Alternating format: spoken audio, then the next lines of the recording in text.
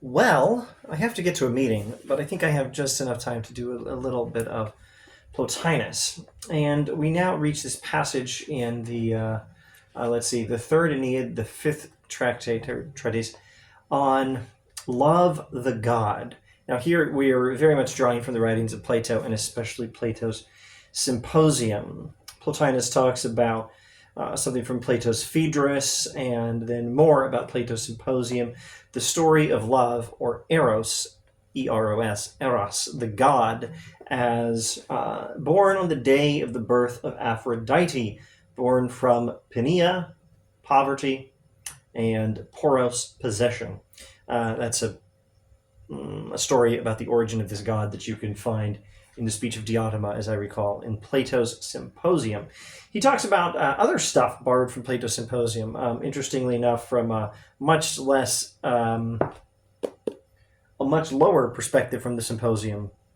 The speech of Pausanias, talking about heavenly Aphrodite and earthly Aphrodite. And maybe I should say here, just as a comment on how Plotinus works, he is integrating all the different perspectives from Plato, from Plato's different books, and within a single book from different perspectives, which you'll find in the Republic or something, but you really find this in the Symposium. The Symposium of Plato has lots of perspectives, and as a rule, they get better as the text proceeds until we get to the perspective of Diotima and the speech of Socrates, and then we have the tragic comic, what's the fancy French word, denouement, the falling action of the worst perspective of Alcibiades. Plotinus will integrate all these perspectives, and he's not going to pause and say, of course, Pausanias is an idiot, but, he's moving past that. He's talking about, he's giving his own account of everything in Plato by piecing together all the clues. Anyway, let's go back to the text. I think here is one passage where you'll find that my repeatedly repeated intro to the metaphysics of Plotinus, the one and nous, the divine mind, and then soul, and then our individual souls, is still a little oversimplified. Within soul, you can still make a distinction between all soul and world soul. Like the soul, in its universal soul, in its independence of matter, looking upwards to higher levels of spiritual reality, and then the soul of the universe, the soul that organizes the universe. Not quite the same level of divinity there. All right, let's, though, not go into any detail on any of these matters. Let's just find a convenient quote. Thus there is a strenuous activity of contemplation in the soul, this soul, not your soul, my soul, but the high soul. Thus there is a strenuous activity of contemplation in the soul. There is an emanation towards it.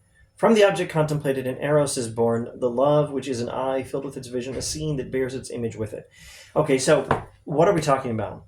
Plotinus is telling us that love is really high.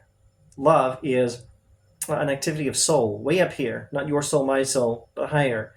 Love is a divine activity by the divine soul looking upwards towards higher levels of divinity. It is the... I'm not sure if this is a little bit oversimplified or too specific, but love is the desirous contemplation of higher reality. And in this case, it's the soul's love for nous and the one, especially the one. And then a little bit later, since not only the pure all-soul, but also that of the universe contains such a love, the all-soul and the universe soul, it would be difficult to explain why our personal souls should not. So if love is up here in lower levels of divinity, but much higher than us, much higher than we are, of course love is also going to be present in universal souls. And for us also, love is looking upwards towards higher levels of reality. Let's not go into any detail here. Let me find just the right passage. Okay, I think two passages, actually. Following immediately on this last one, since not only the pure all-soul, but also that of the universe, contain such a love, it would be difficult to explain why a personal soul should not, our own individual souls. It must be so, even with all that has life, even lesser souls than ours, the souls of dogs and elephants. This indwelling love is no other than the spirit which, as we are told, walks with every being, the affection dominant in each several nature. It implants the characteristic desire. The particular soul, straining towards its own natural objects, brings forth its own eros, the guiding spirit realizing its worth and the quality of its being. Now, I don't have time, if I even have the ability, to give a detailed description of Plotinus' metaphysics here, but the essential point is roughly this.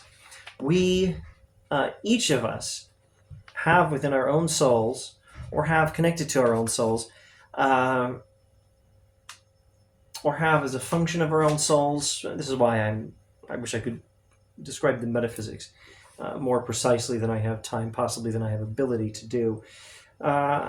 We each have, interpreting the text just a bit, borrowing from McKenna's footnotes, and recalling Plato's Apology, we each have a sort of guardian spirit, like the daimon. Don't translate this into contemporary English as demon, although that's an appropriate transliteration. A spirit. We each have associated with our own soul some sort of a spirit pushing upwards, looking upwards, a desirous contemplation of what is higher. And the real point, let me now jump down to the real point of this. The real point is you're supposed to love better things. Ultimately, that means non-physical reality, and especially the highest. Better to value your own soul than physical things. Better to value world soul and universal soul. Better to value nous, divine mind. Better to value, above all, the one, the good. And hence, even though Plotinus does acknowledge, for example,